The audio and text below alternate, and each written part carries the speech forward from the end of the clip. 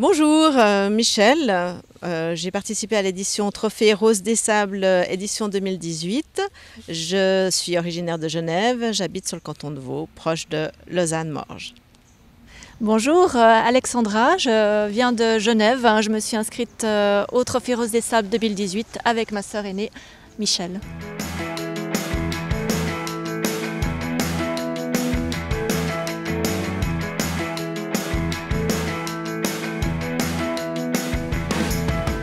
L'idée est venue il y a à peu près une année. J'ai eu vent de cette aventure par le biais d'une collègue qui m'en a donné quelques mots-clés. J'ai tout de suite été tapée sur Internet et puis je suis tombée sur l'aventure, j'ai regardé les vidéos, j'ai vu le concept et j'ai trouvé ça génial. Donc j'ai proposé à ma sœur aînée qui fête son jubilaire cette année et puis je l'ai travaillé au corps pendant une semaine pour lui dire allez on le fait, on peut. Et elle a dit oui. Ça prend évidemment tout à fait les 12 mois d'espace entre le moment où on a l'idée de le faire et le moment où on le réalise.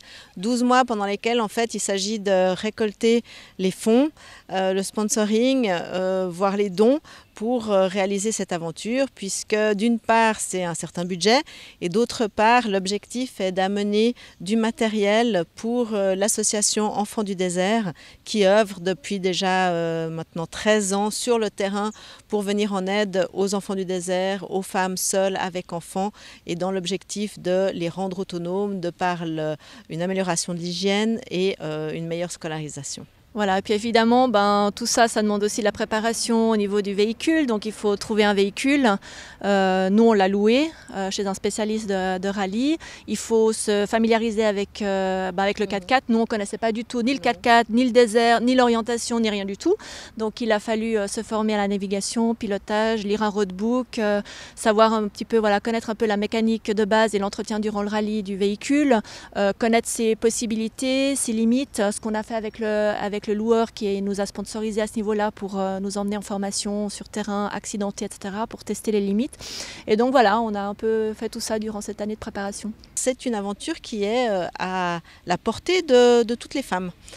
Pour autant qu'elles aient cette envie de vivre quelque chose d'extraordinaire et de loin du quotidien et loin de la vie de tous les jours.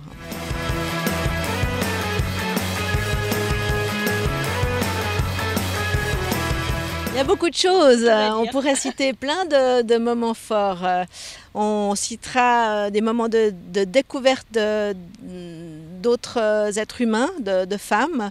Je pense à Laetitia Chevalier, la présidente de l'association Enfants du désert, qui est une femme remarquable, qui était sur place, qui a suivi le trophée tout au long, avec qui on pouvait parler, qui nous a montré concrètement sur le terrain ce qu'elle faisait.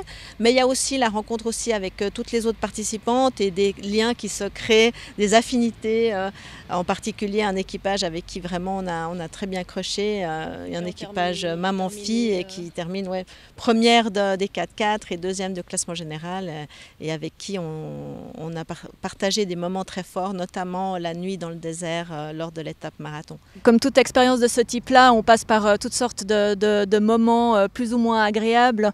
On a eu nos moments de doute qui nous ont posé des soucis, on a perdu du temps. Il y a eu une étape, la 4e étape en l'occurrence, elle nous a plombé au classement, mais on n'arrivait pas à... Enfin, c'était une longue étape pour nous. On a une grande déception aussi. C'est vrai qu'on était parti assez fort parce qu'on était dans les 10 premières au classement au tout départ. Et puis, je pense qu'on a voulu jouer de beaucoup de précision, ce qui, dans l'étape 4, n'était pas forcément ce qu'il fallait faire. Il fallait mieux gérer notre temps. Donc là, on a perdu beaucoup de temps.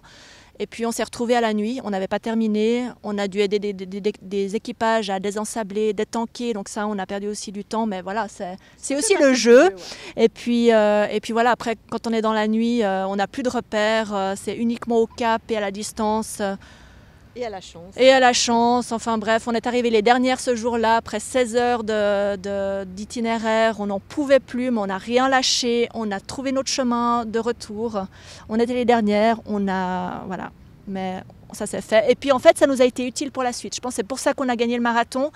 C'est qu'on a été tellement traumatisés par cette 4e étape qu'on s'est dit, là, il faut qu'on fonce, il faut qu'on avance. Tant pis, on prend des risques. Et la dernière étape, on a vraiment tout joué. On a pris des risques, on a eu de la chance aussi. Mais on a été jusqu'au bout. On a très bien géré le temps. On était dans les je sais pas, les 20 ou les 30 les premières arrivées. Et puis, on a été première au classement, donc on est très fiers.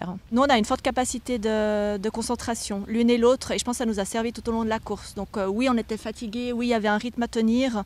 Mais on a assuré vraiment jusqu'au bout et je pense qu'on est bien en fait dans ce type d'effort où il faut réfléchir, penser longuement etc. et anticiper. Donc ça c'est super. Et puis bon les paysages ont été fabuleux, franchement. Moi, quand je ferme les yeux maintenant le soir, je vois les pistes et je vois ces paysages défiler. On est encore là-bas quelque part. Ouais, hein. c'est ça. Et puis, je pense qu'il y a besoin de digérer un peu maintenant la densité de l'expérience. Mais c'était super. Hein. C'était vraiment on va magnifique. nous trouver étranges pendant quelques jours, à mon avis, quand on va retrouver les amis et les collègues. On verra. Mais bon.